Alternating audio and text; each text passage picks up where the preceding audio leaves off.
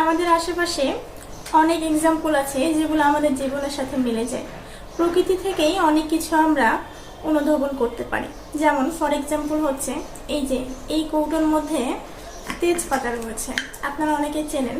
দেখাই, এখানে টুকরো করা এই তেজপাতাগুলো আমরা দেখি যখন রান্নার কাজে ব্যবহার করি।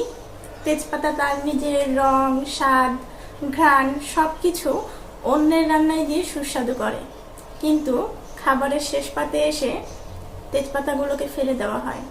এমনভাবে আমাদের জীবনেরও এরকম গল্প রয়েছে। আমরা যাদের জন্য অনেক কিছু করি, যাদের জন্য নিজের সর্বোচ্চ চেষ্টা করি, সেই মানুষগুলো একসময় আমাদেরকে বাতিলের তালিকায় ফেলে দেয়। সেটা ফ্যামিলি থেকেও হতে পারে, বন্ধু মহলও হতে পারে, কিংবা সংসার জীবন। যে কোনো জায়গায় আপনি যার জন্য যত বেশি করবেন, আপনি নিশ্চিত থাকেন তার কাছ থেকে তত বেশি কষ্টটাও পেতে পারেন। সে কারণে আপনাকে মেন্টালিভাবে একটু স্ট্রং থাকতে হবে।